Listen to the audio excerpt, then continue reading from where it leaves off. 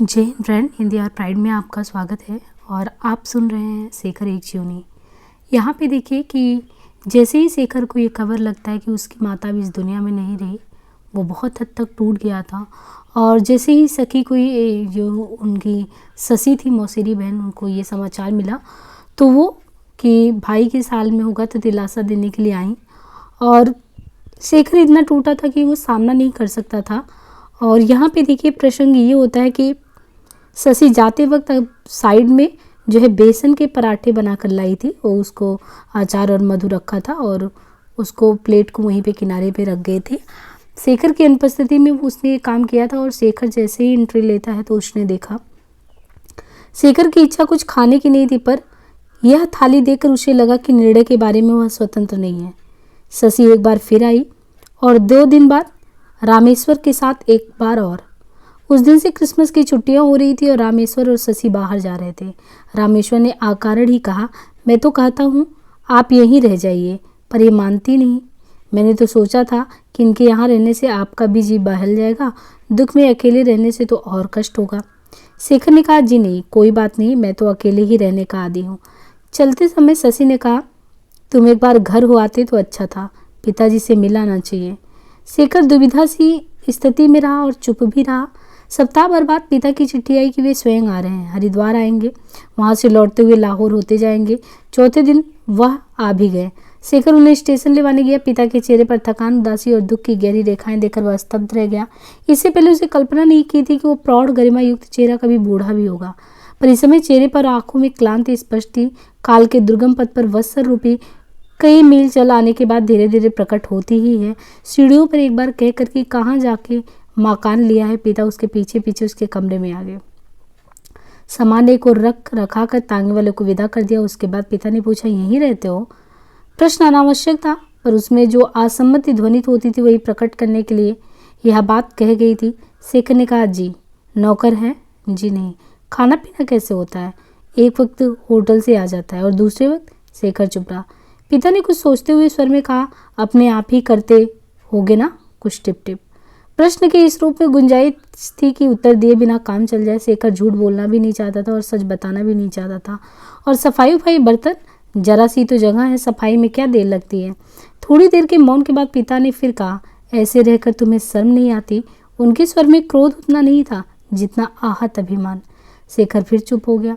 पिता कमरे में टहलने लगे। शेखर आवश्यक प्रबंध के लिए इधर उधर दौड़ धूप करने लगा।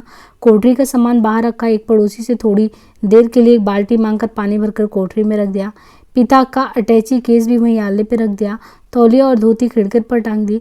पिता ने एक बार कहा, रहने दो, मैं आप ही कर लूँगा। पर जब वह आप काम करता ही रहा तब चुपचाप उसे देखते रहे। पिता जब नहाने जाने लगे तब शेखर ने कहा, मैं जरा होटल तक हुआ हूँ। अच्छा, और बाजार से मेरी दवा भी लेते आना। पिता ने नाम बताकर 10-10 के 2 नोट शेखर को दे दिए। तो उसने विस्मय से कहा, कितने की आती है? जितने की हो, और एक डिब्बा बिस्कुट का भी ले आना। शाम को चाय के साथ कुछ निरी चाय तो अच्छी नहीं लगती है ना। शेखर ने जब दवा ली और उसका कुल 1 रुपये कुछ आने का बिल चुकाया तब उसे संदेह हुआ कि 20 रुपये देने का कारण कुछ और था। जब वह लौटा तो पिता स्नान आदि करके पॉकेट बुक में कुछ लिख रहे थे। शेखर ने दवा उनके सामने रख दी और जेब में से शेष रुपये निकालने लगा। पिता ने कहा, रहने दो, अभी और भी तो कुछ मंगाना होगा। तब शेखर का संदेह पक्का हो गया। थोड़ी देर बाद खाना आ गया। रोज़ तो लड़का खाना छोड़कर चला जाता था और फिर किसी समय बर्तन उठा ले जाता था। आज शेखर ने उसे काम के लिए रोक लिया था। पिता ने एक बार थाली के प्रत्येक व्यंजन को ध्यान से देखा। उसके बाद 5-7 कौर खाए और अनमने से होकर हाथ खींच लिया। ऐसी बात शेखर से कभी होती नहीं थी, बल्कि औरों के मुंह से सुनकर भी वह विचित्र लगती थी। पर आज कुछ तो उनके मन में उत्तरदायित्व की भावना थी और कुछ यह भी अनुभव कर रहे थे कि पिता का पहला सा आतंक उस पर नहीं है। उसने साहस करके कहा, आपने तो कुछ खाया ही नहीं। पिता ने असाधारण स्वर में उत्तर दिया, अब क्या खाना मेरा खाना पीना तो उसी के साथ गया। और एकाएक उठ खड़े हुए। शेखर चुपका सा हो गया। उसने भी थाली सरका दी और लड़के को इशारा किया कि हाथ धुला दे। अगले 3 दिनों में कोई विशेष घटना नहीं हुई। केवल एक बार फिर कुछ चीज़ लाने के लिए पिता ने शेखर को कहा और फिर 10 का 1 नोट देने लगे। शेखर ने कहा, अभी तो मेरे पास है। तो कहा, तो यह भी उसी में जोड़ लेना। किंतु 3 दिन में पिता की और उसकी बातें कई बार हुई। बीच बीच में अचानक कोई प्रसंग आता कि पिता को शेखर की माता की याद आ जाती है और वातावरण में एक बोझिल और विषम क्लांति सी छा जाती है। किंतु थोड़ी देर बाद फिर सिलसिला आगे बढ़ता है। पिता से शेखर की बातचीत पहले बहुत कम होती थी, होती भी थी तो प्रायः एक ही पक्ष से, पर अब शेखर पिता में भी कुछ थोड़ा सा परिवर्तन देख रहा था और अपने में भी एक बराबरी का भाव पा रहा था, और इसके कारण बातचीत में बात और चीत का अनुपात लगभग बराबर ही का था। यदि भी उसके प्रभाव अभी भी एक सा नहीं था। बात अकस्मात ही बीचों बीच में शुरू हो जाती थी और अचानक अधर में ही समाप्त। ऐसे कब तक रहोगे? कुछ करोगे धरोगे नहीं? होटल की रोटियां तोड़ तोड़ कर बनेगा क्या? ये कोई ढंग के रहने का है? कर तो रहा हूँ, बल्कि इतनी मेहनत तो पहले मैंने कभी नहीं की। आप विश्वास पूर्वक करते होंगे, पर बिना उद्देश्य की मेहनत किस काम की? निरी मेहनत से कुछ थोड़ी ही होता है। जीवन का एक प्लान चाहिए जिसके अनुसार मेहनत हो। सबसे पहले रहन सहन व्यवस्थित होना चाहिए। ये क्या सांसियों की तरह एक पोटली फैलाकर बैठ गए हो? उद्देश्य तो मैंने अपने सामने रखा है, पर वह आपको पसंद ना आए ये दूसरी बात है, पर मैं मेहनत तो उद्देश्य से ही कर रहा हूँ। क्या उद्देश्य? पढ़ाई तो तुमने छोड़ दी है, आगे क्यों नहीं पढ़ते? कम से कम एमए तो कर लो। मेहनत करो तो बड़ी अच्छी तरह पास हो सकते हो, स्कॉलरशिप भी मिल जाएगी। फिर यहाँ ना पढ़ना चाहो, विलायत चले जाना। पढ़ाई में तो अब रुचि नहीं है, एमए करके भी क्या होगा? आज तो एमए पासों की भरमार हो रही है और सब नालायक भी नहीं है। मुझ में ही ऐसी कौन सी बात है कि ना सही एमए और कोई लाइन ले लो। और बैरिस्टर और इंजीनियर बनने की सब बातें ही थी। ये लोग सेवा भी तो करते हैं, या फिर एजुकेशन लाइन ले सकते हो। और अगर सेवा करने की धुनी है तो कोई बुरी बात थोड़ी ही है सेवा। अब मैं समझ गया हूँ कि उन बातों में दूसरे के आदर्श बोलते थे, पर मेरे नहीं। और जिस काम में जी नहीं है उसमें मेहनत करके मेहनत भी नष्ट नहीं होनी चाहिए। तो आखिर तुम्हारा कुछ तो विचार होगा। मैंने तो साहित्य का क्षेत्र चुना है। साहित्य से क्या होगा? साहित्य के सहारे जीवन थोड़े ही चलता है। और फिर साहित्य तो दूसरे कामों के साथ साथ भी हो सकता है। क्या डॉक्टर और वकील और प्रोफेसर लेखक नहीं हो सकते? हिंदी में तो जिस लेखक का नाम देखता हूँ साथ में प्रोफेसर लिखा होता है। ये लोग आखिर कुछ पढ़ाते ही होंगे ना कहीं। अच्छा है, सेवा भी है, जीवन में निश्चिंतता भी है, और साहित्य भी। बात हुई ना? और पर सब लेखक ऐसे तो नहीं होते। जो अच्छे साहित्यकार हुए हैं वो, उनकी बात और है। हर कोई शैली और कृत थोड़ी ही होता है। और कालिदास ने क्या दरबार में अपनी ड्यूटी नहीं भुगताई होगी? या फिर कोई सूरदास या तुलसीदास जैसा संत हो? वो तो असाधारण आदमियों की बात हुई। हर कोई थोड़े ही उनके मार्ग पर चल सकता है। देखिए, या तो मुझ में कुछ प्रतिभा है या नहीं है। अगर नहीं है तो आप ये क्यों समझते हैं कि मैं ही एमए करके दूसरे एमए पास बेकारों से अच्छा हो जाऊंगा? और अगर है तो क्या पता मैं साहित्य क्षेत्र में भी कुछ अच्छा कर सकूं। दलीलें छाटता है। बात ठप हो गई। इसके काफ़ी देर बाद देखा एक, लिखोगे किस में? हिंदी में? जी हिंदी में क्या रखा है? अंग्रेजी में लिखकर तो कुछ प्रतिष्ठा भी मिलती। अच्छी आमदनी ना हो तो कम से कम प्रतिष्ठा से ही आदमी संतोष कर ले। हिंदी में क्या मिलेगा? पर लिखने का कुछ उद्देश्य तो होना चाहिए। निरी प्रतिष्ठा के लिए थोड़े ही लिखना होता है। अंग्रेजी की पुस्तक तो इन्हें गिने ही पढ़े, मतलब उन्होंने कहा कि अंग्रेजी की पुस्तक तो बहुत ही कम लोग पढ़ते हैं, गिने चुने लोग पढ़ते हैं। फिर एकाएक याद करके ही हिंदी भाषी करोड़ों हुई, पाठक तो बहुत कम होंगे, या कम से कम लाखों ही पढ़ते होंगे। पर पाठक की स्टडी की हमारे जीवन में हिंदी की हैसियत है ही क्या? शेखर ने कुछ अभिमान के साथ कहा, हिंदी जनभाषा है, करोड़ों व्यक्तित्व के प्राण इसमें बोलते हैं। फिर ये सोचकर कि ऐसी दलील पिता को रुच सकती है जानबूझकर शरारत की भावना से, और हमारी जाति की परंपरा भी तो इसी में बोलती है। हमारा सारा अतीत इसमें ही तो बधा हुआ है होगा। पर जिससे आदमी का भविष्य ना बन सके उसके अतीत को लेकर क्या करे चाटे? मुझे तो भविष्य दिखता ही हिंदी में है। अगर हिंदी हम सबसे छूट गई तो भविष्य हुआ ना हुआ बराबर है। तुम्हें तो दिखेगा ही हर बात में मेरा खंडन जो करना हुआ। तुम्हारी माता तुम्हें बहुत याद करती रही, पर तुम ऐसे नालायक निकले कि आए ही नहीं। माता पिता बुरे ही सही, तब भी ऐसे कोई करता है? शेखर चुप हो गया, और वह तो बेचारी अंत तक तुम्हारी बात सोचती रही। उसने निश्चय किया था कि तुम जेल से लौटोगे तो तुम्हारा ब्याह कर देगी। तुम्हारे लिए बहू भी देख रखी थी। तीर की तरह शेखर के मन में स्मृति चुभ गई। अब की बार वह लौट कर आए तो उसकी शादी कर दो। बड़ा भाई ईश्वर दत्त जब घर से भागा था तब उसके लिए माँ ने ये प्रस्ताव किया था। एकाएक उसे लगा कि उसका सारा उद्योग मानसिक और शारीरिक जीवन के मानचित्र में एक ही ठीक जगह बैठा दिया गया है, जो सदा से वैसे उद्योगों के लिए निश्चित है। अब की बार वह लौट कर आए तो शादी कर दो। जैसे उसके सब विचार एक परिचित रोग हैं जिसका स्पष्ट उपचार है अमुक नंबर का मिक्सचर। शेखर ने उत्तर देना चाहा, सब भाइयों के लिए एक ही नुस्खा होगा। फिर संयत से बोला, मेरा क्यों? मैं तो ब्याह करना नहीं चाहता, और अभी तो बड़े भाई हैं ना। तुम्हारे चाहने का क्या अर्थ है? लड़कों के चाहने से थोड़ी ही ब्याह होता है, यह तो सामाजिक कर्तव्य है। लड़का कन्या माता पिता बिरादरी सभी उसी में होते हैं। हाँ, ये बात तो ठीक है कि पहले बड़े भैया का होना चाहिए, पर ईश्वर की सगाई हो ही गई है ना, प्रभु की भी हो जाएगी। सगाई का तो पहले पीछे का कुछ होता भी नहीं है, जिसके योग्य जो कन्या मिल जाए सगाई हो जाती है। और शेखर ने देखा ये तो प्रश्न बड़ी आसानी से हल होते जा रहे हैं। उसने जोर देकर कहा, मुझे अभी विवाह करना ही नहीं है तो? क्यों? प्रभु तो अभी पढ़ रहा है, इंजीनियर बनते ही उसे 2 साल और लगेंगे। तुमने तो पढ़ाई छोड़ दी है, अब तुम्हें ढंग से रहना चाहिए, आगे का कुछ प्लान करना चाहिए। घर गृहस्थी बनाओ, 4 पैसे कमाओ, अलग निश्चिंत होकर रहो। बहू अच्छे घर की होगी तो थोड़े में भी काम चला लेगी, बल्कि आधी गृहस्थी तो बहू के साथ आती है। और मैंने कुछ जोड़ा तो है नहीं, जो कुछ होता रहा तुम लोगों पर खर्च कर दिया, पर फिर भी जो कुछ बन पड़ेगा कर ही दूंगा। मुझे कौन साथ ले जाना है, जैसे पीछे दिया वैसे अब भी। ब्याह अच्छी तरह हो जाएगा तो समझ लूंगा कि उसके मन के साथ एक साथ भी पूरी हो गई। जीवन में तो बेचारी ने सुख नहीं देखा। अब पहले ज़माने की बात थोड़ी ही है, पहले तो बहुएं कितनी कितनी सेवा करती थी। पिता फिर कुछ अनमनस्क से हो गए। शेखर ने कहा, देखिए मुझे विवाह करने की रत्ती भर इच्छा नहीं है और मैं उसके योग्य भी नहीं हूँ। कुछ कमाता नहीं हूँ और ऐसी डिग्री भी नहीं कि आगे चलकर कुछ कमाने की उम्मीद है। कलर में 30-40 मिल सकते होंगे, पर वह भी मैं कभी नहीं करूँगा। ऐसी दशा में यह बंधन पालना पाप भी है और मूर्खता भी। और फिर एक क्षण रुककर शेखर फिर आग्रहपूर्वक कहने लगा, फिर मैंने अपने जीवन का एक मिशन चुन लिया और आप जानबूझकर उसके मार्ग में बाधा क्यों खड़े करो? क्या मिशन? कैसा मिशन? मुझे कुछ कमाना जोड़ना नहीं है, लिखना है तो वह भी पैसा जोड़ने के लिए नहीं, वो एक साधना होगी और एक बड़े उद्देश्य का। मैं अपने समाज के, अपने आसपास के जीवन के सब अंगों की व्यवस्था बदल देने के व्रत को लेकर चल रहा हूँ। ये तो आप मानेंगी कि परिवर्तन आवश्यक है, और नहीं तो इतना तो आप मानेंगी कि देश को स्वाधीन तो होना ही चाहिए। पिता ने कुछ खींच और कुछ पितृत्व के अभिमान के स्वर में कहा, कितनी बातें सीख गया है। फिर थोड़ा हंसकर बोले, हम तुम्हें अपने जीवन की बातें बतलाते हैं, हमने कभी कही नहीं, पर अब छिपाने में क्या रखा है, अब तुम बड़े हो गए हो। उनकी आंखें बहुत दूर चली गई और गहरे स्वर में उन्होंने कहा, आरंभ किया। जब मैंने पढ़ाई समाप्त की तब हम 3-4 लड़कों ने भी ऐसा व्रत लिया था। हमारी पढ़ाई तो गुरुकुल में हुई थी। जब हम वहाँ से निकले तो हमने आपस में सलाह की कि 25 वर्ष की आयु में जितने जितने वर्ष बाकी है, मेरी आयु तब 18 वर्ष की थी, उतने उतने हम में से प्रत्येक व्रत का पालन करते हुए बिताएगा, क्योंकि ब्रह्मचर्य की अवस्था 25 तक होती है। तन पर जो कपड़े थे उसके अलावा केवल एक लाठी और एक झोले में 2-3 पुस्तकें ही हमारी पूंजी थी।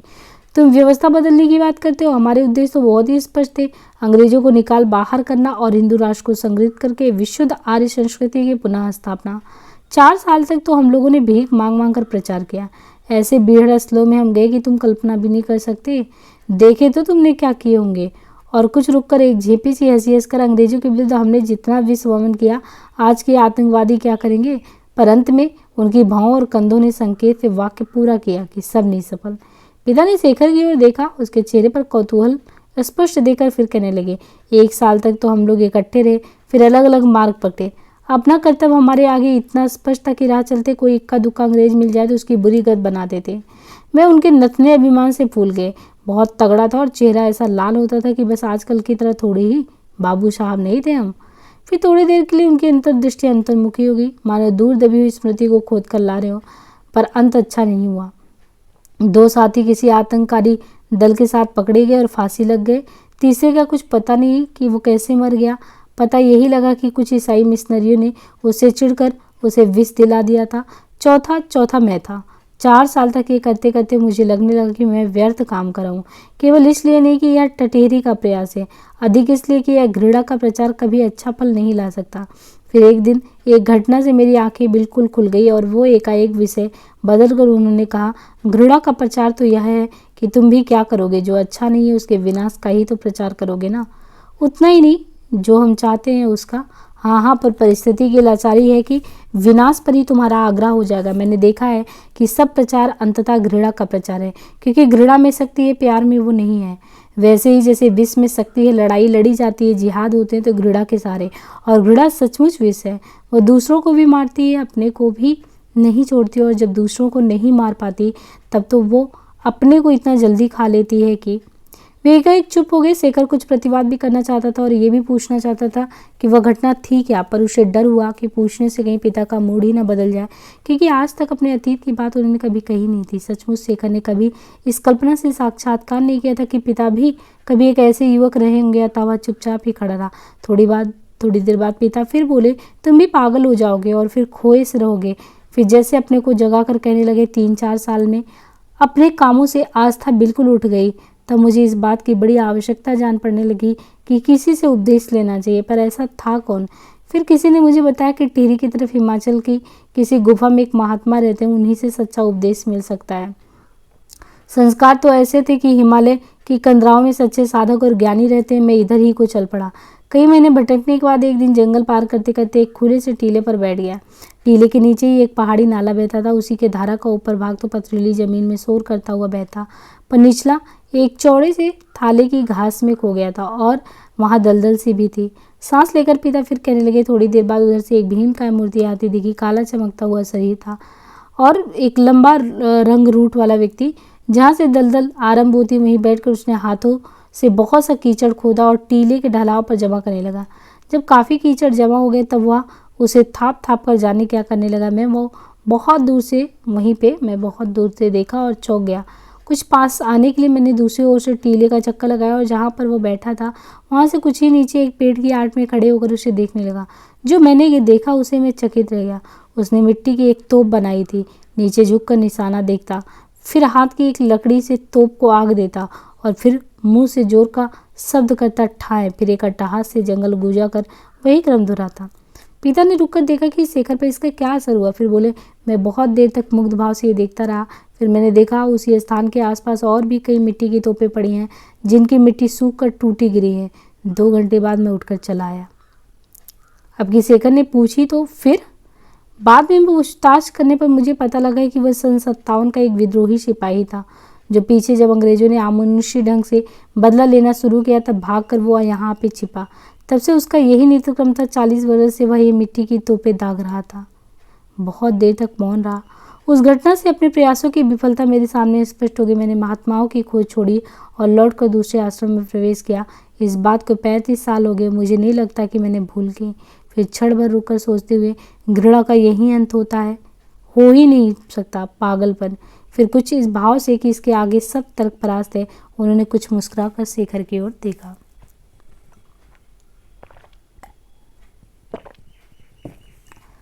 शेखर के मुंह पर दर्जनों प्रतिवाद एक साथ आगे बोला, ये आप कैसे कह सकते हैं? पहले तो यही सिद्ध नहीं है कि वह घृणा से पागल हुआ या घृणा से ही उसे असफलता मिली। जंगल में रहकर मिट्टी की तोप दागने का असफल कारण तो था आतंक हुआ, तो छिप कर तोप दागता था, इसलिए मिट्टी की तोप थी। वो बेबसी का विद्रोह था, बेबसी भी आप मोल ही ली, इसलिए न छिपता न लड़ता न घृणा क्यों असफलता मानी जाती। और मान ही लीजिए कि वो विद्रोह करने के कारण पागल हुआ, तो आपके पास ये कहने का क्या कारण है कि उसके जीवन कम सिद्ध हुए? पागल तो सभी होते हैं, उसके पागलपन में एक असाधारण एकाग्रता थी, बस इतना तो ही सिद्ध हुआ ना। पिता ने झल्ला कर कहा, पागल हो गए हो क्या तुम तो अभी पागल हो। पिता ने कहा, निश्चिंता बड़ी बात होती है। शेखर कुछ सोच नहीं सका कि क्या कहें।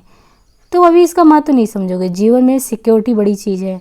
साहित्य से कुछ टका पैसा आ भी गया तो उसका क्या भरोसा।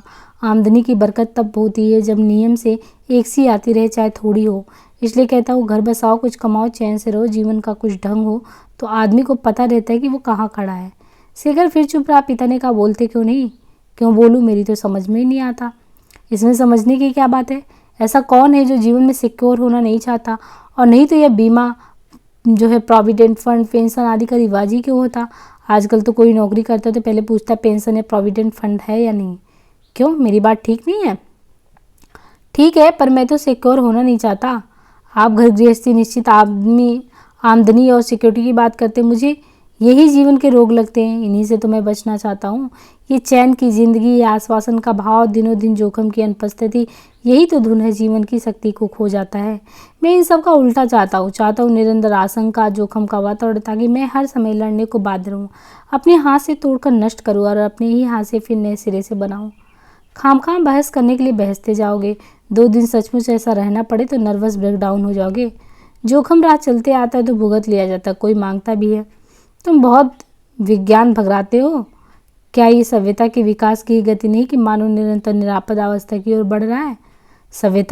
ये सभ्यता तो ढकोसला है। सिक्योरिटी, सुख, शांति और उन्नति की सब बातों का असली मतलब ये है कि मानव का बचपन लंबा होता जाता है। जो जितना सभ्य है उसकी बचपन की अवस्था उतनी लंबी है।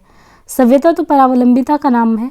मशुओं में जो पशुओं में बचपन 1 साल का होता है, हद से हद 2 साल का, जंगली लोगों में 10-12 साल का होता होगा। हम लोग इतने सभ्य हैं कि अब 30-30 साल तक बच्चा बच्चा ही बने रहते हैं, अपने पैर पे खड़ा होते हैं। कई लोग तो बचपन से निकले बिना ही मर जाते हैं। क्या मतलब? जब मैं ही 21 साल का हो चुका, अभी आप मुझे इस लायक नहीं समझते हैं कि लाहौर जैसे निरापद शहर में मैं अपना मकान लेकर रहूं।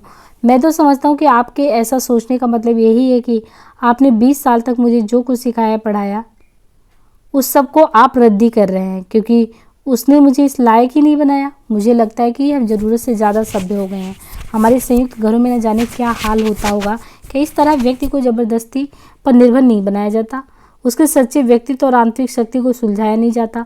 सभ्यता का क्या यही अर्थ नहीं होना चाहिए कि जीवन की ललकार को अनसुनी कर दी जाए, बढ़कर उसे टक्कर लेने की शक्ति से कुचल दिया जाए? आप ही बताइए कि अगर आर्य शुरू से ऐसे आराम चाहने वाले होते तो जावा और काम्बोज और चीन तक उनकी संस्कृति कैसे पहुंचती? बल्कि आर्य होते ही कहाँ, आर्य तो वे तब कहलाए जब कहीं से वे एक नए देश में आकर बसे। पिता ने झुंझलाई हुई सराहना के साथ शेखर की ओर देखकर कहा, ये सब पढ़ी हुई बातें बोल रहे हो या अपनी सोची हुई? शेखर को एकाएक बाबा मदन सिंह की बात याद आई। अपनी व्यथा में से सूत्र खोजना होता है, शायद उनकी दलीलों पर, बाबा के विचारों की छाप पर। क्या इतने कि शेखर केवल तोते की तरह दोहरा रहा है? क्या जो कुछ वह कह रहा है उसका अनुभव उसकी नाड़ियों में नहीं है? उसने खिन्न होकर मौन साध लिया। पिता ने 2-3 दिन और शेखर के साथ मगज मारा।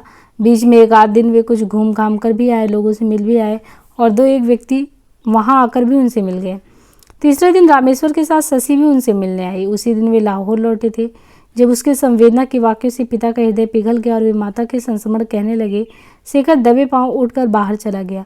उसे लगा कि उसकी अनुपस्थिति में शशि ज़्यादा ही सहज महसूस हो, उन्हें वो सांत्वना दे सकेगी जो देने को शेखर में तनिक भी योग्यता नहीं। पता नहीं और किसी को भी वह सांत्वना दे सकता है या नहीं, पर पिता से ऐसी बात करते तो उसकी जी बैठ जाती है। रात को शेखर एकाएक चौंक कर जागा। उसने स्वप्न नहीं देखा था। उसकी समझ में नहीं आया कि वो क्यों घबरा कर बैठ गया। घबराहट और असहनीय बेचैनी बड़ी स्पष्ट थी। उसने मुड़कर पिता की ओर देखा और फिर चौंका। पिता भी उठकर बैठे थे। एकाएक पिता के भर्राए हुए कर्ण से एक विचित्र स्वर निकला जो न चीखती न करा, और शेखर ने जाना कि इसी स्वर में वह हड़बड़ा कर जागा था। वह थोड़ा सा काँप गया। पिता ने शायद जान लिया कि वह बैठा है, तब वो जल्दी से उठकर और जूता घसीटते हुए बाहर आंगन में चले गए। शेखर ने पिता को कभी रोते नहीं देखा था और इस बेबस ढंग से रोते उसके अंतर में बहुत गहरे गई दर्द होने लगे और शब्दहीन संवेदना उसमें उमड़ने लगी। वो नहीं जानता था कि पिता इतना दुख मना सकते हैं। अब तक उसने ये भी नहीं समझा था कि दैनिक व्यवहार की कठोरता और रुखाई का मूल हर कोई कभी कहीं अकेले में चुकाता ही है, कि संतान पर कठोर शासन करने वाले पिता की भी नैसर्गिक मानवीय कोमलता आखिर कहीं तो प्रकट होती ही होगी। बाहर आंगन से उसने हाँफे हुए कंठ का हुक हुक सुना और फिर नाक साफ करने की आवाज़। फिर चप्पल के स्वर से अनुमान करके ही पिता भीतर को आ रहे हैं। वो जल्दी से मुंह ढककर लेट गया और सांस को नियमित बनाकर हृदय गति की तीव्रता को छिपाने का यत्न करने लगा। थोड़ी देर बाद पिता आकर चरपाई पर बैठ गए। एक बड़ी लंबी और टूटी हुई आह उन्होंने भरी, फिर धीरे से लेट गए। बहुत देर बाद तक शेखर सोचता रहा कि वे भी सो गए हैं या नहीं, और अंत में वे सो गए। अगले दिन पिता को लौटना था। प्रातःकाल मुँह धोकर और सामान ठीक करके चाय पीते समय उन्होंने रूखे स्वर से पूछा, फिर क्या निश्चय किया तुमने? रात की स्मृति अभी तक बनी होने के कारण शेखर नहीं चाहता कि कोई बात उसके मुंह से ऐसा निकले जिससे पिता को क्लेश हो। उसने अपना स्वर यथासंभव विनीत बनाकर कहा, जी मैं तो पहले ही बता चुका हूँ, एक पुस्तक तो मैं छपने भी दे रहा हूँ। इतने दिन तक शेखर वह हस्तलिपि देने नहीं गया था। अच्छा, क्या पुस्तक है? हमारा समाज शीर्षक रखा है उसमें।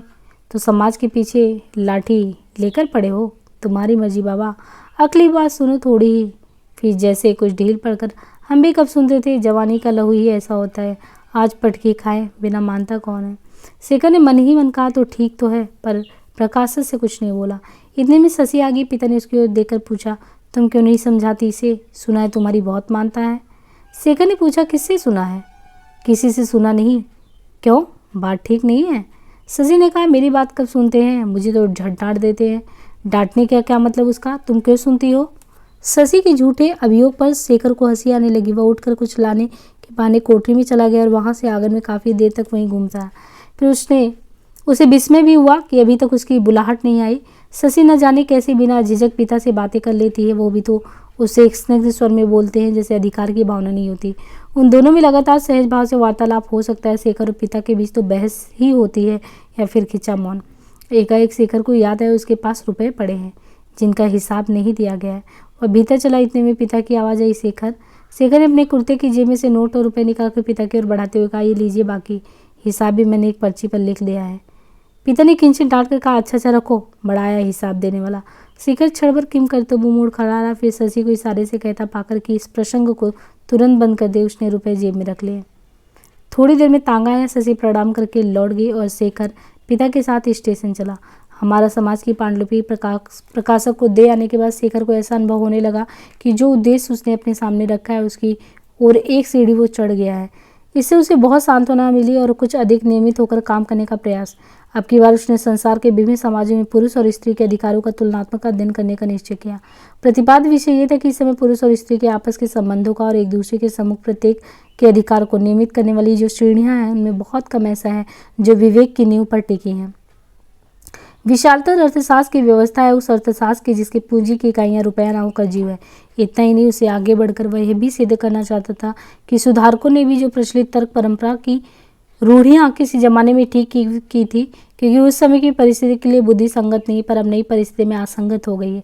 वो भ्रांतिपूर्ण है क्योंकि बहुत से विश्वासों की जड़ नवीन या प्राचीन किसी भी परिस्थिति में अनिवार्य नहीं है, अर्थात अतीत की परिस्थिति के साथ भी उनका परिवार कार्य संबंध नहीं है। उनकी जड़ है विशुद्ध अंधविश्वास या जादू टोने की तर्कातीत क्रियाओं में। टोने की प्राचीन रीतियों के ही बहुत से अवशेष हैं जिन्हें हम अनंतर बुद्धि संगत बनाने का प्रयास कर रहे हैं। ये प्रयास वैसा ही जैसे पुरानी टूटी हुई मिट्टी की लुटिया मिल जाने पर हम उसमें पीतल की नई पेंदी टांगना चाहें, पर ऐसा उपहासात्मक प्रयास हम नित्य ही करते हैं।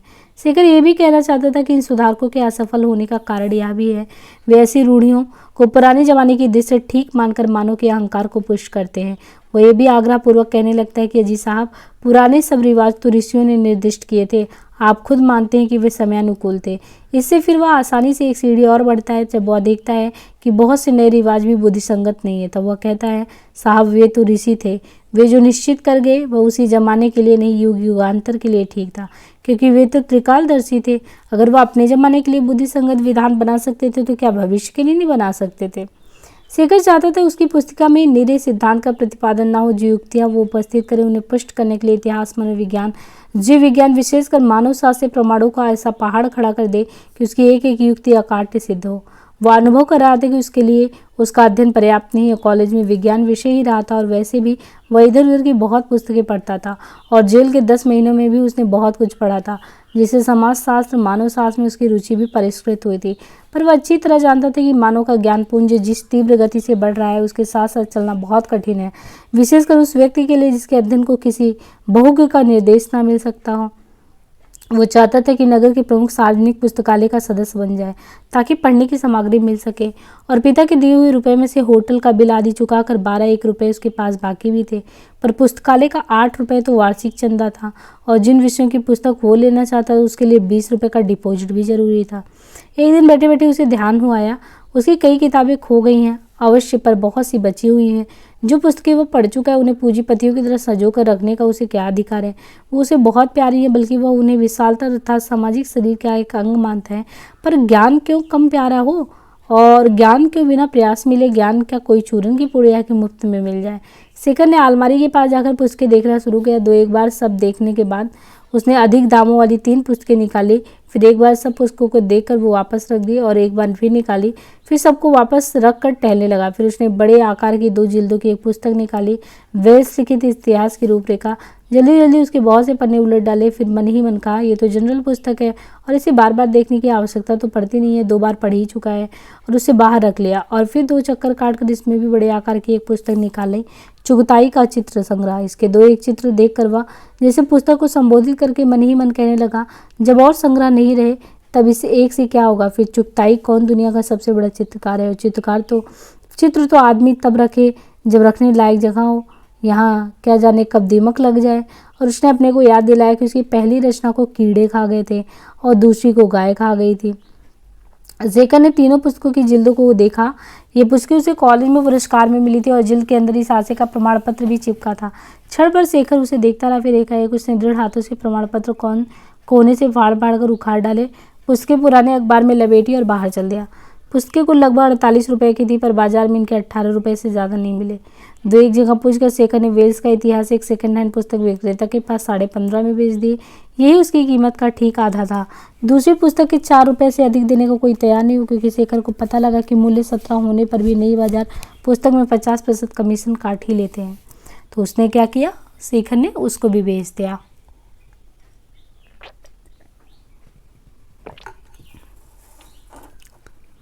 किंतु सदस्य बनकर जब वो पहले ही खेप में फ्रेजर की गोल्डन बो, काली की मिस्टिक रोज और पॉल निस्टिक की तथा मनुस्मृति की एक सटीक और विशद आलोचना युक्त संस्करण ले आया, तब उसके मन का अवसाद उतर गया और इन पुस्तकों को, जिनका उल्लेख बार बार पढ़कर उनकी उत्कंठा तीव्र होती, वो मनोयोग पूर्वक पढ़ने में जुट गया। पढ़ना स्थगित करके जब वह पुस्तक अलमारी में रखता था, उसे ऐसा जान पड़ता कि ये भी पराई नहीं है, उसकी आत्मीयता के घेरे में आ गई है। एक दिन शेखर ने लिखते लिखते चौंक कर देखा कि कोई उसके द्वार पर खड़ा प्रतीक्षा कर रहा है कि वह मुंह उठाए तो अनुमति लेकर प्रवेश करे। शेखर ने हड़बड़ा कर कहा, आइए आइए, और इधर उधर फैले हुए कागज समेट कर चारपाई पर बैठ गया। आगंतुक ने चेहरे पर बनावटी मुस्कान का जाल फैलाते हुए कहा, मेरा नाम अमोलक राय है और मैं यहाँ की हिंदू सुधार सभा का मंत्री हूँ। शेखर ने कहा, आज्ञा है। मैंने सुना है कि आप समाज सुधार के कार्य को अपने जीवन का मिशन बनाना चाहते हैं। आप अध्ययनशील भी बहुत हैं, ये तो प्रत्यक्ष ही देख रहा हूँ। असल में साधना ही सुधार की पहली मांग है। मैं? शेखर ने विस्मय से पूछा, आपने ये सब कहाँ सुना?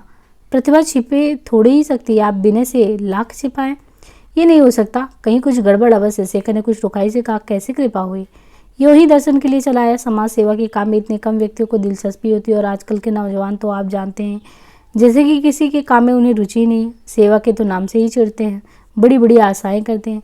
कहिए मैं क्या कर सकता हूँ?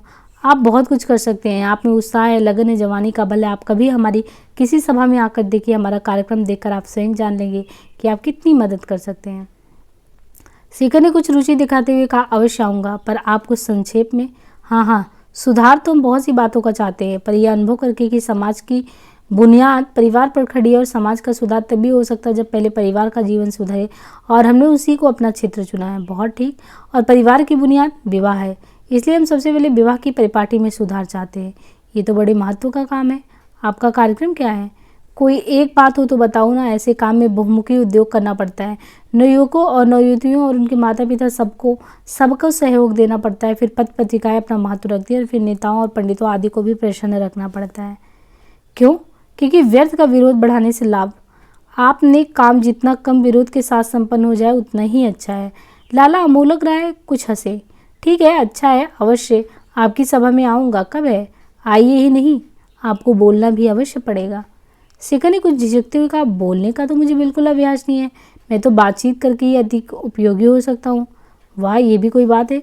समाज सुधार के काम में समाज से भागने से कैसे चलेगा? और फिर बड़ा कोई जलसा थोड़ी ही है। इन गिने आदमी होंगे जिन्हें काम में रुचि है। समझ लीजिए कि वर्करों की मीटिंग है, बाकी हमारा सब काम तो बाहर होता है। मीटिंग में केवल विचार विनिमय होता है। अंत में तय हुआ कि शेखर मीटिंग में जाएगा और विचारों के आदान प्रदान में हिस्सा भी लेगा। लाला अमोलक राय चले गए। यदि भी शेखर इस मीटिंग में जाएगा और विचारों का आदान प्रदान में हिस्सा भी लेगा, कुछ कहेगा भी, लाला अमोलक राय कह के चले गए। शेखर ने इस निमंत्रण की बात शशि को बड़े शांत भाव से बताई और उसकी सहमति भी शांत भाव से स्वीकार कर ली। तथापि भीतर ही भीतर उसकी उत्तेजना बढ़ने लगी। एक और नए दायित्व की भावना और काम के लिए मार्ग मिलने का उत्साह, दूसरी ओर पहले पहाड़ शास्त्रार्थ का संकोच और डर। कॉलेज में और विशेषकर एंटीगोनम क्लब में वो काफ़ी उत्साह के साथ अपने मत को पोषण करता, पर यह बात और थी, वहाँ सब परिचित और साथी थी और यहाँ सब क्लब के निर्माता में वो एक है। यहाँ पर वही एक गैर होगा, निमंत्रण की औपचारिकता में बधा हुआ और अनुभवी समाज सेवियों में एक अकेला नौसिखिया। अमेचर फलता उसने बड़े परिश्रम से तैयारी आरंभ की और अपने वक्तव्य के लिए पॉइंट लिखते लिखते पूरा एक निबंध लिख डाला। उन दिनों वो जो भी कुछ पढ़ रहा था उसका और उसके दृष्टांतों का भरपूर उसने उपयोग किया। कौटुंबिक प्रणाली के सुधार की बात करते हुए उसने कुटुंब की व्युत्पत्ति से आरंभ कर कृषि के विकास के निरूपण के साथ सिद्ध किया। आरंभ में उस विकास और जीवन के अर्थशास्त्र में कोई संबंध नहीं था और कौटुंबिक जीवन की प्रागैतिहासिक रूढ़ियों की आर्थिक भित्ति खोजना भी मूर्खता है। किंतु क्रमशः रूढ़ियों का विकास जादू टोने की परिधि से निकलकर आर्थिक नियमों से प्रभावित होने लगा और फलतः आर्थिक विकास के साथ साथ उनका भी घोर परिवर्तन होता रहा। मनुस्मृति से उसने उद्धरण लेकर प्रमाणित किया कि स्मृति काल का परिवार चिंतन तात्कालिक आर्थिक परिकल्पनाओं से बंधा था। इसलिए स्मृतियों की तर्क परंपरा ही नहीं, उनके रूपक और दृष्टांत भी एक विशेष अवस्था में बंधे हुए थे। इसलिए स्त्री के अधिकारों का नियमन करने में बराबर गाय, घोड़ी, उटनी, दासी, महिषी के दृष्टांत देकर निर्धारणा की जाती है। पुरुष को उत्पादक मानकर इन सबको और स्त्री को उत्पादन का उपकरण माना गया और कृषि की भांति इन सबकी संतान को उत्पादक की संपत्ति, इन सबके धनी को स्वामी का धन। प्रेतत्वों का निर्णय करने के लिए भी क्षेत्री और क्षेत्र और फल का रूपक व्यवहारता होता है, किंतु ये कहने में स्मृतियों की अवज्ञा नहीं होगी। जब तक समाज का नियमन संभव सभ्यता की तात्कालिक अवस्था के साथ विकसित होता रहे तब तक समाज ठीक रहा और उसके भीतर षडांध नहीं उत्पन्न हुई। सेकर ने प्रतिपादन किया, आधुनिक में वह सामंजस्य नष्ट हो गया। हमारे जीवन की परिस्थितियां बहुत तेजी से बदली हैं पर समाज का विकास भी रुका है। इसका एक कारण निसंदेह ये था कि विदेशी शासन सत्ता ने एक और नई कृत्रिम व्यवस्था खड़ी कर दी है। तो वो अपना स्पीच देते गया और जिस परिस्थिति में ये प्रमाण इकट्ठा हुए वो तो अपेक्षाकृत और भी अधिक अस्थायी, निश्चित, दृढ़ थी। बहते पानी को एक बांध कर जमा लिया जाए तो उस जमी हुई बर्फीली पपड़ी के नीचे गया बीज जो होता है फूट पड़ता है। पारिवारिक जीवन के मुख्य मुख्य अंगों का विवेचन उसने किया। जो सभा का दिन निकट आता गया तो शेखर की उत्तेजना भी बढ़ती गई। एक पथरीले नीले रंग की धूमिल सांझ चैतन्य के आखिर कोड़ाकार कमरे की खुली खिड़कियों में से ठंडा और बोझिल और तेजाब की तरह चुभने वाला सांप की केचुल सी मरी बदरंग चिकनाहट लिए शहर के पौष का धुआं भीतर धसा चला रहा था। नीचे और आसपास फैले हुए अदृश्य शहर में से प्रेस आकारहीन धुएं के कफन को भेद कर ऊपर ही उठ रहा था। शेखर को सुधार सभा की बैठक से लौटे घंटा भर हुआ है। वो अपने को मना लेना चाहता है कि बैठक की बात को बिल्कुल भूल चुका है, पर जैसे पक्षाघात उत्पन्न करने वाले विष से पैदा होने वाली जड़ता ही उसी प्रकार की चेतना उत्पन्न कर रही है। सभा में 100 से ऊपर व्यक्ति देखकर शेखर ने विस्मय से सोचा था कि क्या सचमुच समाज सुधार के इतने वर्कर शहर में हैं। उसके मन में आशा का नया संचार हुआ और कार्यवाही के विषय में जो नया कौतूहल जागा उसमें अपने अव्यक्त व्याकुलाहट को भूल गया। किसी तरह सभा आरंभ हुई। पहले वक्ता ने अपने विषय घोषित किया, ब्राह्मण समाज में विवाह की समस्याएं। शेखर एकाग्र होकर सुनने लगा पर क्रमशः एकाग्रता कम मूल्य को थोड़ी ही देर बाद उसका मन बिल्कुल बिछड़ गया। वह वक्ता की ओर से मन सर्वथा हटाकर श्रोताओं में से एक एक की मुद्रा को अध्ययन करने लगा। अनेक बहुत एकाग्र होकर सुन रहे थे, बल्कि उनकी तन्मयता यहाँ तक पहुंची थी कि वे हाथ या हिलाकर ओठ या भाव की भंगिमा बदल बदल कर केवल अनुमोदन कर रहे थे, बल्कि वक्ता के अमूर्त विचारों को मानो मूर्त क्रिया में अनुवादित भी करते जा रहे थे। शेखर सहसा अपनी आंखों पर विश्वास नहीं कर सका क्योंकि वह किसी भी तरह अपना ध्यान केंद्रित नहीं कर पा रहा था, बल्कि वक्ता पर ही कुट रहा था। धुंधला सा ज्ञान उसे रहा कि वक्ता ने प्रस्ताव का रूप ले लिया है। प्रस्ताव का आशय ये है कि ब्राह्मणों में वर इतने दुर्लभ हो रहे हैं कि कुमारियों के विवाह की भीषण समस्या उत्पन्न हो गई है। अतः उनकी सहायता के लिए उन माता पिताओं के निस्तार के लिए सुधार सभा एक कमेटी बना दी जो ब्राह्मण कुमार विवाह प्रबंधक समिति कहलाए और जिसका सबसे पहला काम कि प्रांत भर के विवाह योग ब्राह्मण कुमारों की एक सर्वांगपूर्ण सूची तैयार हो, जिसमें आयु, कुल, शिल्पिता, ये सारी चीजें लिखी हो। शेखर ने छुटकारे की एक लंबी सांस ली और अगले वक्ता की प्रतीक्षा करने लगा। फिर एकाएक चौंकर उसने जाना कि इतने सब प्रशंसात्मक विशेषणों के साथ जिसे बखाना जरा वह शेखर ही है। उसका मन और भी डूब गया। उसको ही शेखर ने छुटकारे के साथ क्यों, क्योंकि उसके इतनी ज़्यादा बखान के साथ बुलाए गए स्टेज पे उसका मन और भी डूब गया। पर किसी तरह साहस बटोर कर, उस समय उसके लिए साहस बटोरना मीटिंग के अनुभव की छाप को बिखेरना ही था, वो आगे आया और पहले से तैयार की हुई योजना के अनुसार अपनी बात करने लगा। आरंभ करते ही अगली कतार में 2-1 व्यक्तियों की कानाफूसी और इसके बाद एक के द्वारा अमोलक राय कि कहा हुआ वाक्य, लड़का तो अच्छा मालूम होता है लाला जी, बधाई, सुनकर उसे कुछ ढाढ़स भी और कुछ उलझन भी। पर जिस वीर भाव से नया साधक सब प्रलोभनों को दुत्कार मन को बाध्यता कुछ उसी भाव से शेखर अपने प्रतिभा से चिपटा रहा, किंतु तपोबल से अपनाया हुआ अंधापन भी दूर होता ही है। उर्वशी और तिलोत्तमा को देखकर नहीं, ऊब से फैले हुए जमुआए मुख विवरों को और तिरस्कार से कुंचित भाव को देखकर एक क्षण ऐसा भी आया कि शेखर समूची सभा की उपेक्षा की ओर अनदेखी नहीं करता था, अपनी बात की गति दूनी तेज करके भी नहीं। तब जैसे उसका मन एक साथ ही 2-3 अस्त्रों पर काम करने लगा और इसके स्मृति में भी मानो पूर्वापर का ज्ञान छोड़कर कई बातें एक साथ स्पष्ट आ गई। सफ़र के बाद अंधेरा होते हुए कमरे में बैठे हुए प्रत्योलोकी शेखर किसी तरह भी उलझन के तार से अलग नहीं हो पाया। क्या बाद में वो नहीं निश्चय कर पाया कि एक ही साथ वो सुनने लगा। शेखर मनुस्मृति को उद्धरण दे रहा था। कोई कह रहा है, ये क्या कह रहा है, लड़का राजी है, लड़के का बाप राजी है, तो बाबा हमें क्या, शादी करो, छुट्टी करो, हमारी क्यों मिट्टी पलीद करते हो। पंडित जी आप यहाँ तो मनु की मिट्टी पलीद है, बिलायती पढ़ाई जो ना करे सो थोड़ा। आखिर ईसाई लोग पढ़ाएंगे तो हिंदू धर्म का आदर रहेगा, कैसे भी हिंदू धर्म का प्रचार करने थोड़ी आए हैं। लाला जी ने यह नहीं सोचा होगा कि खत्री लड़की ब्राह्मण लड़के से शादी करेगी, ब्राह्मण लड़का मनु की नाक काटेगा। चाल तो लाला जी की खूब थी, पर आखिर ब्राह्मण क्यारियों के भाग्य तगड़े हैं। शेखर मलिनोवस्की का प्रमाण देता है, अमोलक राय का नाम सुनता है, या कि अमोलक राय का प्रमाण और मलिनोवस्की की लड़की का बात सुनता है, या कि दोनों एकाएक ही। कोई नहीं, वह कुछ नहीं समझ पाता। थोड़ा सा जानता है कि उस सभा में कहीं वो खो गया है, या कि सभा खो गई और रंगमंच एकाएक जलता हुआ एक बाढ़ शेखर की चेतना की ढाल को बेच जाता है, और वह सब समझ जाता है कि अमोलक राय की कन्या विवाह योग्य है और वे खत्री हैं, पर ब्राह्मण जमाई पाकर प्रसन्न ही रहेंगे। और समाज सुधारक ससुर को समाज सुधारक दामाद मिल जाए तो और क्या चाहिए। संबंध का संबंध, सुधार का सुधार, और वह खड़ा है और इस सब जानने वाली भरी सभा के आगे घोषित करने को देखो, मैं शेखर उल्लू बनाया जा रहा हूँ, और उसके लिए मनु प्रमाण है, मलिनोवस्की प्रमाण। धुआं अच्छा है, तेजाब की जुबान अच्छी है, केचुल की बड़ी बदरंग टंडी चिकनाहट भी अच्छी है। उस खंडित अवस्था में लोधी सा शेखर सब कुछ के लिए तैयार था, तैयार नहीं था तो उसी बात के लिए जो भी हुई। किसी ने दरवाजा खटखटाया और बिना उत्तर की प्रतीक्षा के भीतर चला। हड़बड़ा कर उठते हुए शेखर ने देखा कि एक अपरिचित व्यक्ति के साथ सामने खड़े हैं लाला अमोलक राय। नैसर्गिक विनय ने कहा था कि बत्ती जला लें, पर विनय शेखर को अपने साथ अन्याय लगा। उसने कहा, कहिए। लाला अमोलक राय ने कुछ आहत स्वर में उत्तर दिया, आप तो बहुत नाराज जान पड़ते हैं। मेरी क्या नाराजगी, आप थक गए मालूम होता है, लाइए मैं बत्ती जला दूं। शेखर ने जल्दी से बत्ती जलाकर एक और रख दी और बोला, बैठिए। लाला बोले, ये स्वामी हरिहरानंद है, हम लोग आपसे मीटिंग के बारे में बात करने आए हैं। शेखर ने देखा कि नवागंतुक गेरुआधारी है और मुड़ी हुई चिकनी खोपड़ी के कारण उनके तैलाद बाल फूले हुए मालूम पड़ते हैं। अधूरा सा प्रमाण करते हुए उसने पूछा, मीटिंग की क्या बात है, मीटिंग तो हो चुकी। स्वामी जी बोले, कर्म अपने आप में पूरा नहीं होता, उसका फल भी होता है। मीटिंग में जो कुछ सिलसिला चला था वह इसके बाद वे ऐसे रुक गए जैसे ज्ञान के इस चारे को पगुराना आवश्यक हो। लाला ने कहा, आपकी स्पीच से तो मीटिंग में तहलका मच गया, मैं तो आपको बड़ी आशा से ले गया था। शेखर ने भभक कर कहा, आशा? मुझे आपने अच्छा बेवकूफ़ बनाया, यही बात तो थी। क्या बात, कैसी बात? मैं तो बिल्कुल शुभेच्छा से आपको ले गया था, लोग तो बकते हैं।